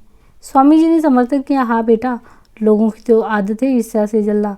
शेखर ने रुखाई से कहा, अच्छा जाने दीजिए, अब तो खत्म हो गई मीटिंग की बात, छोड़िए, अब आपसे हमारा परिचय हो गया है तो उसे पुष्ट करना चाहिए। ये आपकी कृपा है, मैं तो जंगली आदमी हूँ, अकेला रहने का आदी हूँ, मुझसे परिचय प्राप्त करेंगे, क्या लाभ। समाज में रहना तो हर आदमी का कर्तव्य, बल्कि समाज के बिना कोई जी ही कैसे सकता है। मुझे तो समाज के बीच में जीना ही कठिन मालूम होता है, उतना ही कठिन जितना डिब्बे के वैक्यूम में। अकेले रहना तो बहुत आसान है, रहे सो रहते चले गए। माना कि आप असाधारण व्यक्ति हैं, पर असाधारण आदमी भी। स्वामी जी ने बात काट कर कहा, क्यों असाधारण? हर बात में असाधारण की दुहाई देने से नहीं चलता काम। मैं कहता हूँ सब आदमी साधारण है और होने भी चाहिए। शेखर ने कहा, मैंने तो असाधारण होने का कभी दावा नहीं किया, मैं साधारण हूँ और असाधारण ही बना रहना चाहता हूँ। आप ही मुझ पर असाधारणता का जामा लाद कर मेरी जान मुसीबत में डाल रहे हैं। स्वामी जी ने दोहराया, सब कोई साधारण है और कोई खास बात किसी में हो भी तो क्या, उसके सहारे जिया नहीं जा सकता। आपकी नाक लंबी है तो क्या आप पखाने नहीं जाते? नाक कट भी जाए तो भी आदमी जी सकता है, पखाने जाए भी नहीं रह सकता है, इसलिए सब कोई साधारण है। शेखर को इस आदमी से, उसके तर्क से और उसके बात के दोहराने के ढंग से विराग हुआ। उसने बहस से बचने के लिए कहा, आप ठीक कहते हैं, इसलिए कहता हूँ समाज जरूरी है, आप समाज में जाइए, नाक फिर भी लंबी रहेगी। शेखर कुछ बोला नहीं, वो चाहता था कि बात किसी तरह खत्म हो और ये लोग यहाँ से जाएं। आप उत्तर नहीं देते, मन में सोचते होंगे कि इनको बकने दो, नौजवानी का अहंकार सब में ही होता है। शेखर ने अब की बार कुछ दिलचस्पी से हरिहरानंद को देखा। मैं सन्यासी हूँ, गेरुआ पहना हूँ, आप सन्यास का अर्थ जानते हैं, पर मैं सन्यासी इसलिए नहीं हूँ कि मैंने सब छोड़ा है, इसलिए हूँ कि सब कुछ मुझसे छिन गया है और सब अहंकार के कारण अहंकार ही था वो टूट गया। मैं प्रचार करते फिरता हूँ और ये गिरुआ झंडा नहीं कफनी है, मिट्टी के रंग की जो मिट्टी सब कुछ ढक देती है, सब कोई साधारण होता है। स्वामी जी की स्वीकारोक्ति की स्पष्टता शेखर को छू गई। उसने कुछ नन पढ़कर कहा, मैं अहंकार के कारण चुप नहीं हूँ। चुप इसलिए था कि कुछ कहना नहीं है। मैं अपनी आकिंचनता जानता हूँ, पर मैं अकिंचन हूँ, इसलिए अपने पैर पर कुल्हाड़ी मारूँ, ये तर्क मेरी समझ में नहीं आता। लाला जी, आपके शुभचिंतक है, वे जो कहते हैं ठीक कहते हैं। प्रतिभा का हवा नहीं बनाना चाहिए, सब कोई साधारण होते हैं और इसलिए विवाह ठीक बात है। मैं कब कहता हूँ ठीक नहीं है, पर मुझे अभी नहीं करना है और किसी के कहने से तो नहीं करना है। चाहता ही नहीं, चाहता भी तो योग्य नहीं हूँ मैं। क्यों? लाला ने क्यों आशा से पूछा। 50 बातें हैं, पर छोड़िए उन्हें, आखिर कुछ तो बताइए। नहीं नहीं, रहने दीजिए, अभी विवाह की बात सोचना आफत मोल लेना है। एकाएक हरिहरानंद ने उत्तेजित स्वर में कहा, ठीक है, आफत मोल लेना है तो है, हिम्मत बढ़ो और आगे लो आफत सिर पर। शेखर ने एक बार फिर ध्यान से हरिहरा को देखा और फिर बोला, क्षमा कीजिए, मैं थका हूँ, यह बहस तो समाप्त होगी नहीं, मैं अपने मन की बात आपसे कह चुका हूँ। आखिर लाला जी का आसन हिलता देखकर उसने तसल्ली की सांस ली। शशि से दोबारा मिलने पर शेखर ने मीटिंग की सारी कहानी उसे सुना दी और मीटिंग के बाद अमोलक राय और हरिहरा से बातचीत भी हुई। शशि पहले चुपचाप सुनती रही, फिर खिलखिलाकर हंस पड़ी। फिर कुछ गंभीर होकर उसने पूछा, बहुत दुखी हुए थे क्या? शेखर ने झिझकते हुए कहा, उस समय तो काफ़ी क्षोभ हुआ था, अब सोचता हूँ कि तुम्हारी तरह मैं भी क्यों ना हंस सका। शशि फिर हंसने लगी। शशि थोड़ी देर बाद पूछा, वे लोग फिर आएंगे? अंदेशा तो है, पर मैंने उनकी बात मन से बिल्कुल निकाल दी है। बिल्कुल? अच्छा, एक बात पूछूं शेखर, उन दोनों की किसी बात में तुम्हें कोई सार मिला? सार किसी में नहीं, कुछ भी, कि आगे बढ़ो और लो आपस सिर पर। शेखर एक क्षण शशि को रिश्ते भाव से देखता रहा, फिर बोला, हाँ, कुछ तर्क था, तो मेरे जैसे लोगों के मन के अनुकूल पर। एकाएक कुछ चौंक कर, शशि, तुम्हारा अभिप्राय क्या है? शशि चुप रही। शेखर ही बोला, तुम्हें भी इस ब्राह्मण कुमार के भविष्य की चिंता है क्या? हाँ, कुछ है तो। सचमुच? तुम शादी क्यों नहीं कर लेते? शशि थोड़ी देर सन्नाटा रहा, फिर शशि कहने लगी, पिताजी मुझसे कहते थे तुम्हें समझाऊं। समझाने की बात तो क्या है, पर तुमने जिस तरह अपने को संसार से अलग खींच लिया है, इस तरह आदमी बहुत देर तक काम का रहेगा, इसमें मुझे संदेह होता है।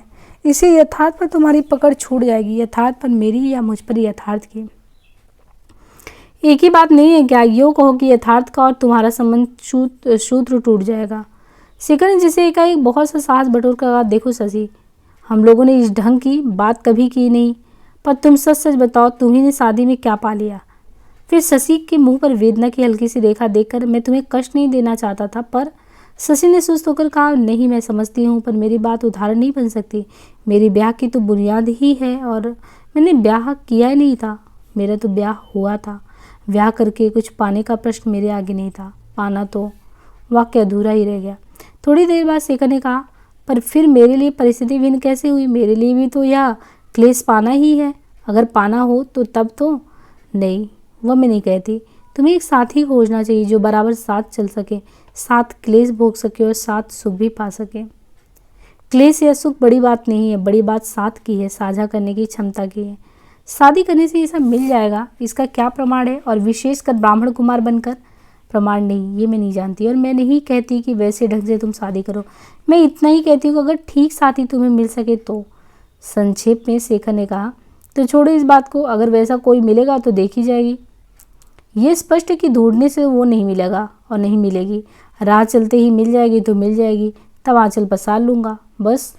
एकाएक उसने देखा कि शशि के ध्यान उसकी बात की ओर होकर भी नहीं है।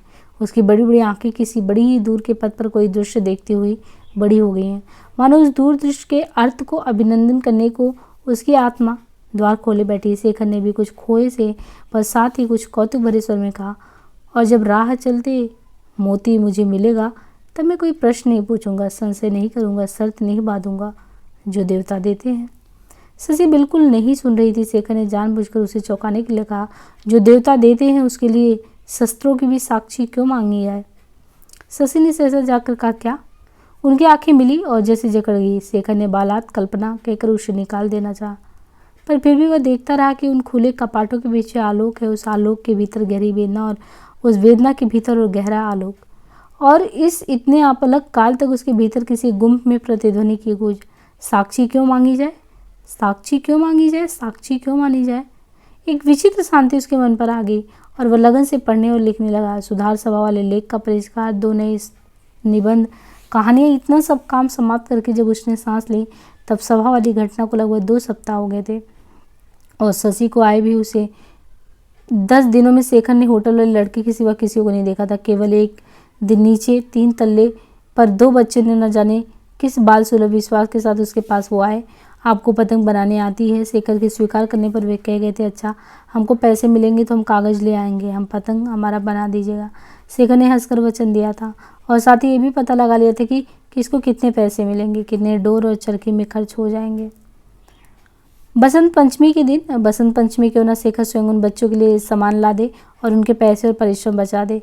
बसंत पंचमी पर कैसे, कहाँ और होटल का बिल और घर भाड़ा। शेखर ने निश्चय किया कि जो कुछ लिखा है सब पत्रिकाओं को भेज देगा और सबसे पारिश्रमिक मांगेगा, कोई तो कुछ देगा ही। पर सब रचनाएं लौट आई, सबके साथ प्रशंसात्मक पत्र। शेखर ये विरोधाभास पहले नहीं समझा, पर एक में संपादकीय पत्र के अस्पष्ट संकेत से जान गए कि जो मुफ्त अच्छा है वह पारिश्रमिक का अधिकारी ही है। ऐसा नहीं उसने दोबारा उद्योग करने की ठानी, पर डाक महसूल का भी जुआ खेलने की उसकी सामर्थ्य नहीं थी। एक बार उसने सोचा कि पुराने ही लिफाफे का पता काट कर फिर भेज दे, पर नए पत्र के सामने पहले ही वह स्वीकार कर लेना कि रचना और कहीं से लौट कर आई है, कुछ बुद्धिमानी नहीं है। अंत में उसने रचनाएं स्वयं लेकर स्थानीय संपादकों के द्वार खटखटाए। हमारा समाज वाले ही चक्कर की आवृत्ति फिर हुई, अब की बार कुछ और करुण रूप में और कुछ अधिक निष्परिणाम। केवल एक साप्ताहिक के संपादक ने उससे वसंत पंचमी के विषय पर कहानी या कविता मांगी, क्योंकि पत्र का विशेषांक निकलने वाला था।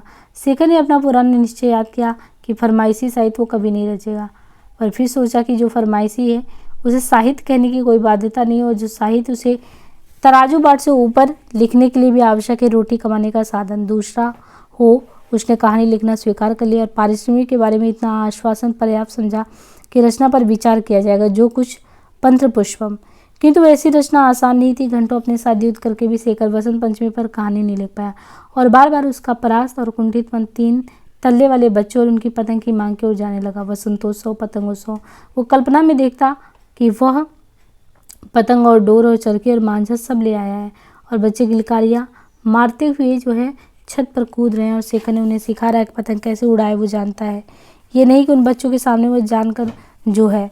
और फिर उसकी कल्पना की पतंग कट जाती है और यथार्थ की सोनी चरखी घूमता हुआ वो सोचता है कि बसंत पंचमी की कहानी और होटल का बिल एकाएक उसे ध्यान आए, क्यों नहीं ये कहानी के रूप में लिख दें। यह विचार उसे ओछा लगा, और कुछ उन बच्चों के साथ विश्वासघात भी। पर हिंदी में नित्य प्रति ऐसी चीज़ें छपती हैं, और अगर वह उसे साहित्य मान लेने की भूल नहीं करता तो क्या हर्ज है। फरमाइशी काम में अनासक्त भाव से श्रमिक की तरह वह पसीने की रोटी कमाता है तो क्या बुरा है। इस तर्क से उसको तसल्ली नहीं हुई, फिर भी उसने कहानी लिख डाली, नाम रख दिया पतंग पंचमी।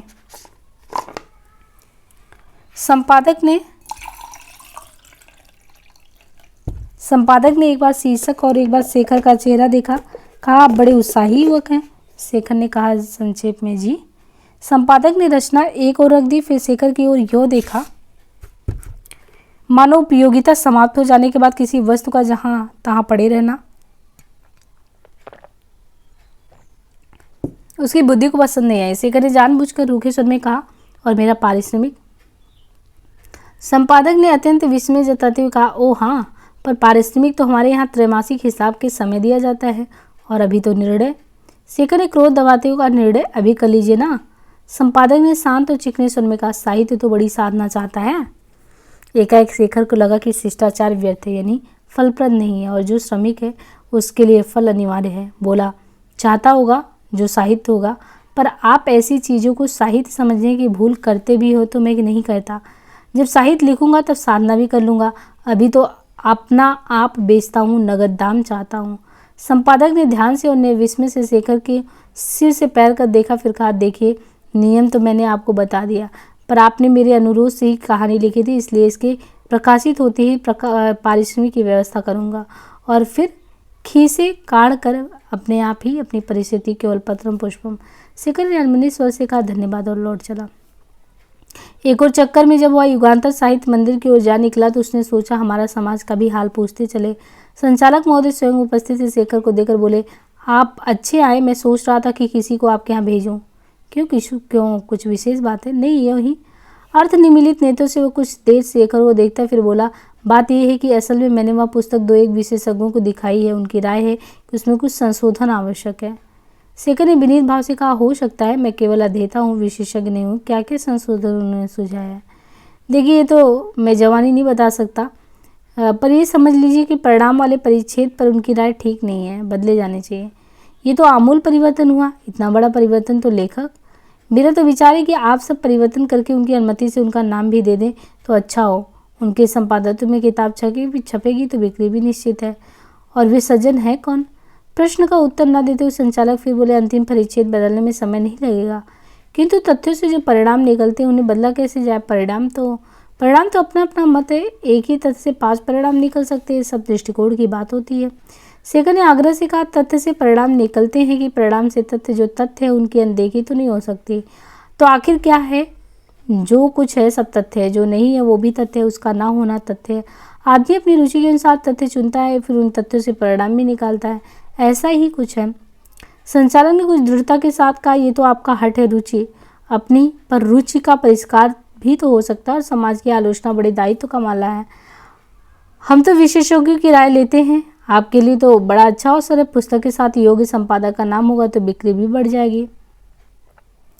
शेखर ने चौंक कर कहा, कर दिया है, पर आपको पहले मुझसे पूछना तो चाहिए था, आखिर वे विशेषज्ञ हैं कौन?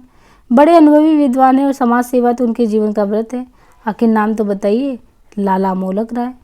शेखर ने रुक रुक कर प्रत्येक शब्द पर जोर देते हुए कहा, मेरी पुस्तक ज्यों की त्यों छपेगी। अपने तर्क और मत के लिए मैं उत्तरदायी हूँ। पर हम तो विद्वानों की राय के विरुद्ध, आप जानते हैं ना, प्रकाशक के उत्तरदायित्व का मामला है। हम तो आपके हित में ही कह रहे हैं। शेखर ने पूछा, क्या आप ये कहना चाहते हैं कि बिना परिवर्तन के आप पुस्तक नहीं छापेंगे? देखिए, हमारी असमर्थता या आवेश में आने का मामला नहीं है, तो आप मेरी हस्तलिपि लौटा दीजिए। आप सोचकर देखिए, शेखर ने दृढ़ता से कहा, मेरी हस्तलिपि आप तुरंत लौटा दीजिए। आप तो मानते ही नहीं, मुझे बड़ा खेद है। शेखर ने फिर कहा, हस्तलिपि मुझे देने की कृपा कीजिए तो मैं जाऊँ। संचालक ने आवाज़ दी। चपरासी एक सुस्त सी मूर्ति सामने आकर खड़ी हो गई। जाना, लाला अमोलक राय के यहाँ से कागज़ ले आना। उन्हें कहना कि हमारा समाज के कागज़ दे दे, नाम याद रहेगा ना हमारा समाज? जी, हमारा समाज। शेखर ने पूछा, कितनी देर लगेगी? घंटे 1.5 घंटे में आ जाएगा। शेखर वहाँ ठहरना नहीं चाहता था। बोला, अच्छा, मैं 2 घंटे बाद आऊँगा, और उठकर चल दिया। ऐसा आंदोलित मन लेकर वह घर नहीं लौटना चाहता था, और बाहर उसे कोई और काम था नहीं।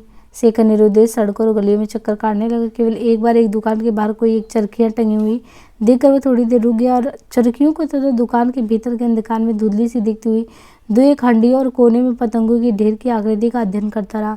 फिर आगे चल पड़ा, और एक जगह फलों की एक और दुकान देखकर उसे याद आया कि जेल में उसने खाद्य पर एक पुस्तक पढ़ी थी, और सोचा था कि वह फलाहारी हो जाएगा।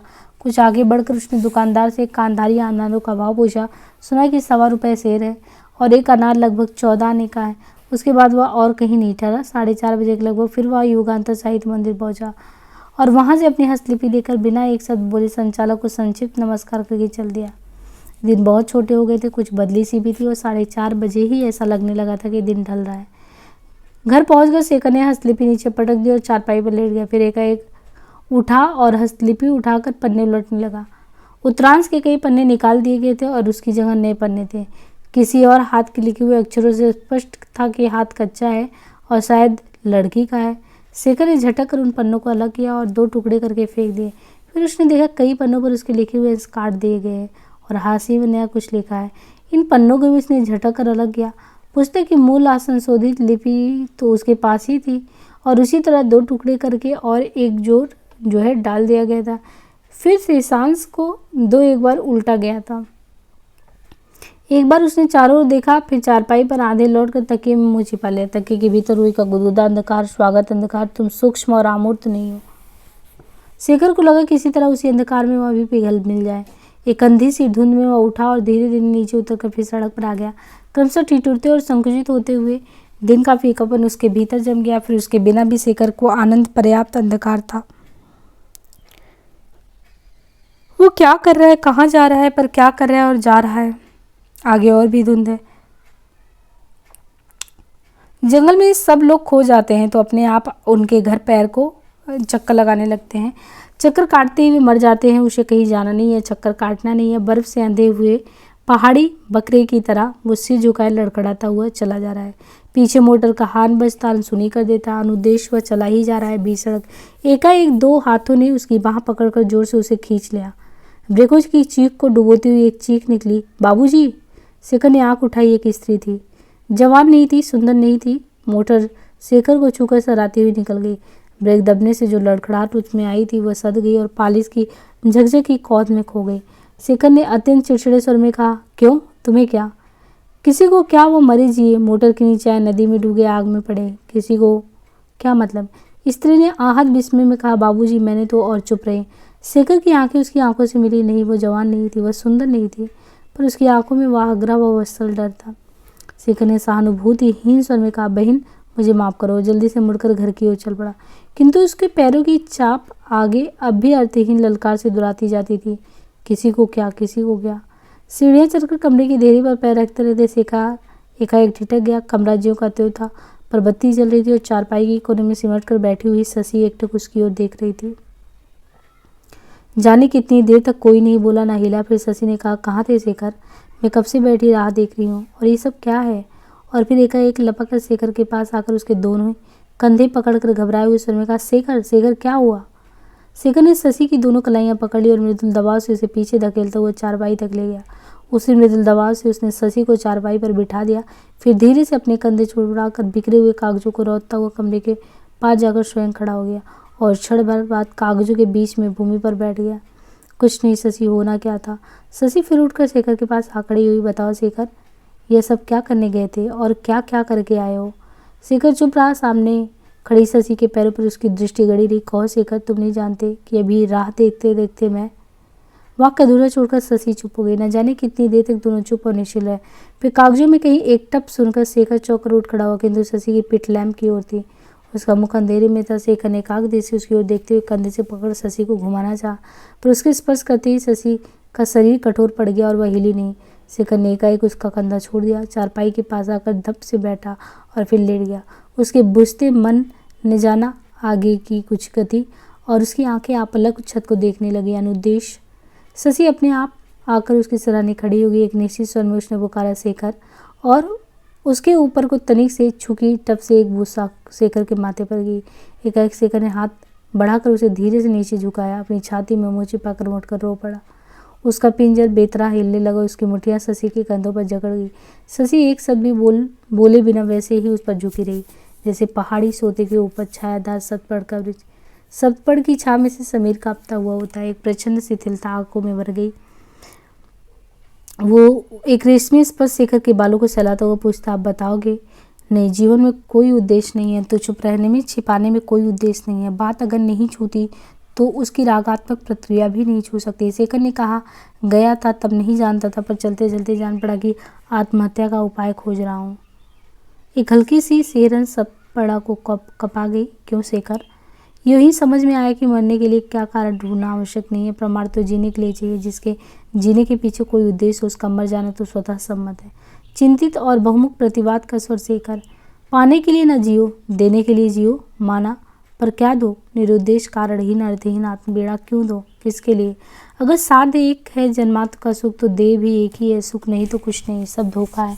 और मैं देखता हूँ कि अपने होश के 18-20 सालों में मैंने एक कांपती हुई शिश की, पर उसकी शिथिल देह को हिला गई। मैंने किसी को सुख नहीं दिया। एक अहंकार के लिए जिया हूँ और सबको क्लेश देता आया हूँ। तुम जानते हो शेखर?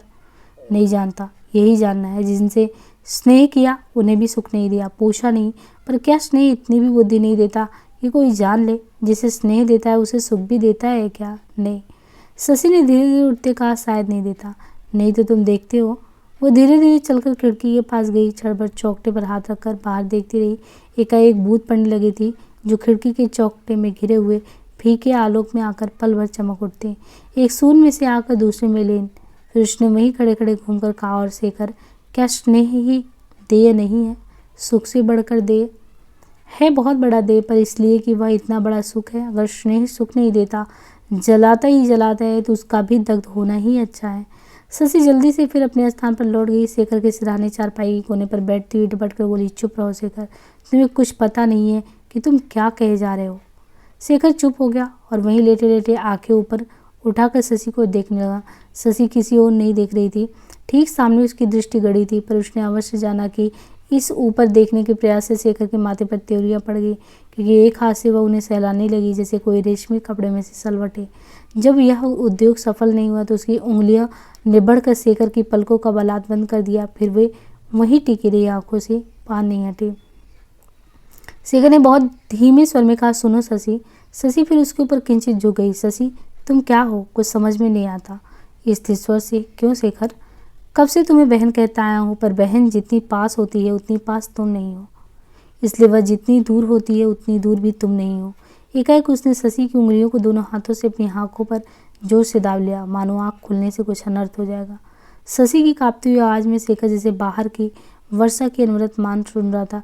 क्या अभिप्राय है तुम्हारा शेखर? शेखर ने फिर दोनों हाथ उठाए, कनपटी के पास से शशि का सिर हल्के से पकड़ा और उसे अपने ऊपर झुका लिया। फिर बोला, अभिप्राय में नहीं जानता, तुम्हें जानता हूँ, और जानता हूँ कि जितने स्वप्न मैंने देखे हैं सब तुम में आकर घुल जाते हैं। शशि के झुकने में ना अनुकूलता थी, ना प्रतिरोध। वह झुकी थी पर स्तब्ध, निःशब्द। वह स्तब्धता जैसे शेखर के प्राणों में भी समा गई। उसे लगा कि सब कुछ ज्यों का त्यों स्तिमित हो गया है, क्योंकि आगे और कुछ होने को है ही नहीं। सब कुछ वहां पहुंच गया है जैसे कैवल्य, क्योंकि निर्वाण। यद्यपि दूर कहीं बादल की गर्जना थी और पौधों का फुतकार और कौंध का वह प्रकाश जो स्वयं भी कुछ नहीं देखता और बात के अंधकार को भी घना कर देता। और शेखर के ऊपर भी सख्त पड़ा कि तरुणगाछ की छाछ जिसे दूर की कोई बहती सांस कपा जाती है और दूर दक्षिणी किसी जमीर की सांस। सतपड़ी, मैं कुछ नहीं जानता, कुछ नहीं जानता, ये मिट्टी शायद अनवरवर ही है, पर तुम्हारी छां में या सांसें उसे छूती हुई चली जाती हैं। एक सीमा होती है जिसे आगे मौन स्वयं अपना उत्तर है और सब जिज्ञासाएं उसमें लीन, क्योंकि वह परम आप्रश्न है। न जाने कब और कैसे शेखर के बाहरी शीतलता उसके भीतर समा गई और वह सो गया। थोड़ी थोड़ी देर बाद बिजली की कड़कड़ से कुछ चौंक कर वो जागा, पर वह जागरण एक तंद्रिल बेमोह से आगे नहीं बढ़ा और ऊपर छाए हुए सप्तपड़ी के सौंदे प्रचन्न आश्वासन फिर लवलीन हो गए।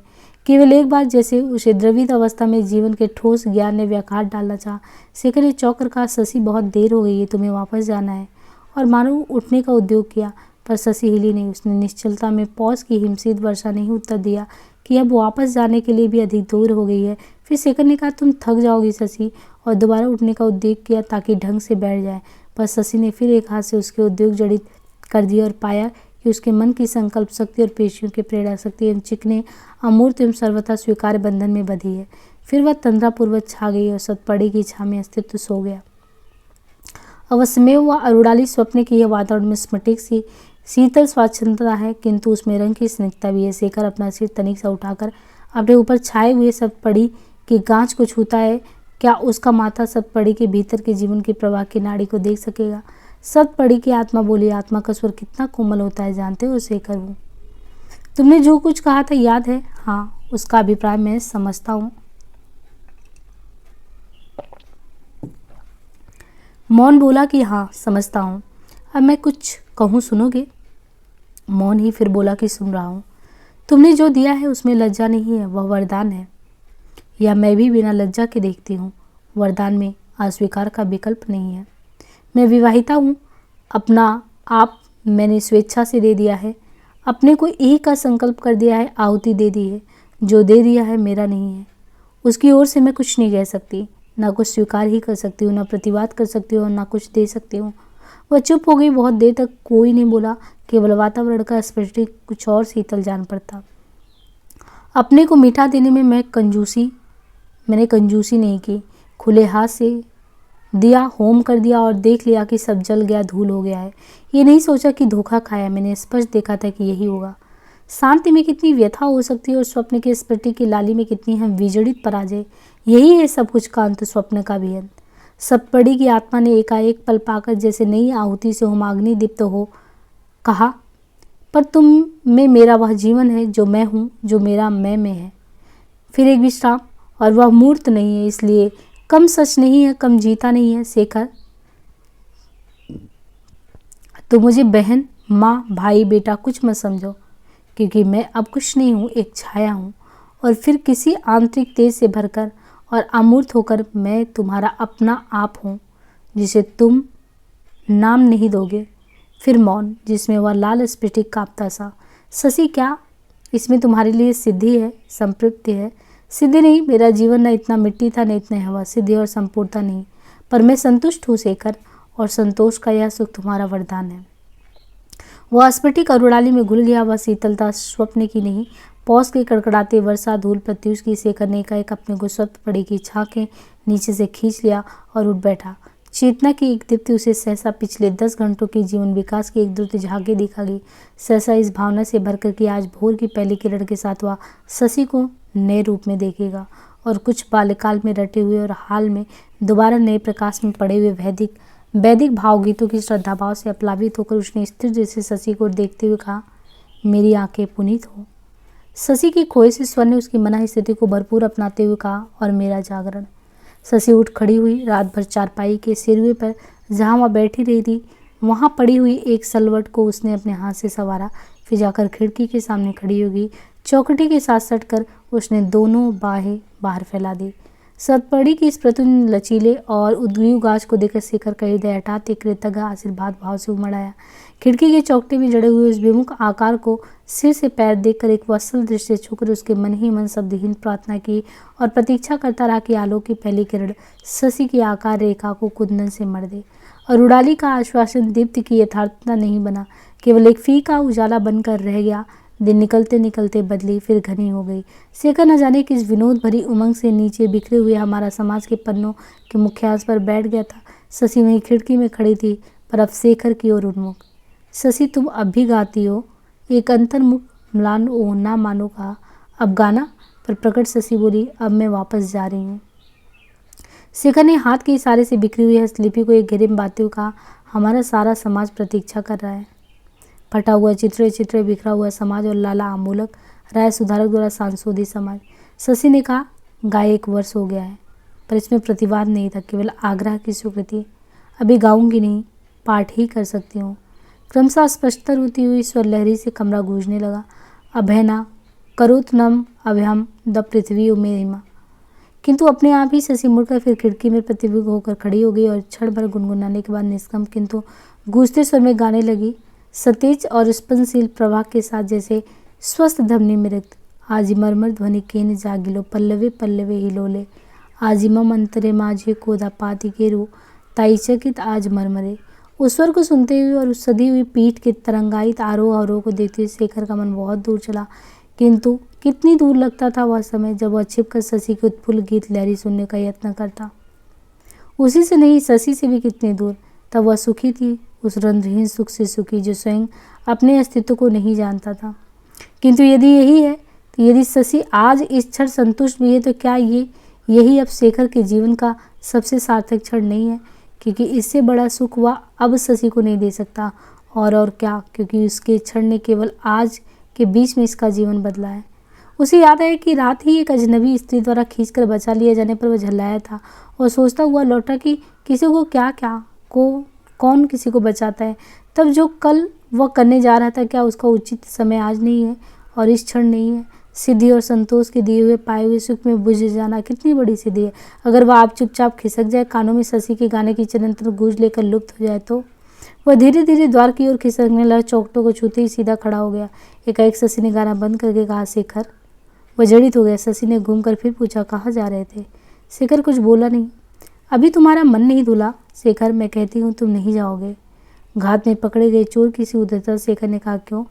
शशि ने अधिकार के स्वर में कहा, क्यों नहीं? मैं कहती हूँ तुम नहीं जाओगे। फिर उतने ही स्थिर किंतु सर्वथा बदले हुए स्वर में मेरी तरफ देखा। शेखर, मेरी आंखों की तरफ। क्या तुम मनमानी कर सकते हो अकेले ही? शेखर ने आंखें नीची कर ली, परास्त भाव से कमरे में लौट आया। क्या करूं, बताओ, क्या कहती हो? शशि ने हाथ की इशारे से एक मीठी फटकार देते हुए कहा, अब बहुत समय है कहने सुनने को, अब मैं चली, सवेरा हो गया है। पर अब कुछ पागलपन किया तो तर्जनी उठाकर उसने वाक्य अधूरा छोड़ दिया। शेखर ने कहा, मेरी अकल को कुछ हो गया, बिल्कुल पागल हूँ। उसके स्वर में खिन्न लज्जा का भाव था। शशि ने बेचारा की गंभीर स्वर में हंसती आंखों से कहा, पागल तो नहीं, बहुत बड़ा बच्चा। और सीढ़ियाँ उतर गई। शेखर हमारा समाज के बिखरे पन्ने बटोरने लगा। एकाएक प्रातःकाल का भाव उसके मन में फिर उमड़ आया और विस्मय के अपने आप से पूछा कि उसके मनोभाव का प्रतिबिंब कैसे इतनी जल्दी शशि के मन में उदित हो जाता है। इस जिज्ञासा से और भी पुष्टि हुई। कृतज्ञता से उसने फिर कहा, मेरी आंखें पुनीत हो। शशि ने जोड़ा था, और मेरा जागरण। किंतु जागरण तो मेरा है शशि, जागरण तो मेरा है। मैं तुम्हारे पुण्यायान का जागरूक हूँ। और इस तरीके से ये जो है अंक है यहाँ पे समाप्त होता है। बाकी नेक्स्ट पार्ट में आज के लिए इतना ही। धन्यवाद।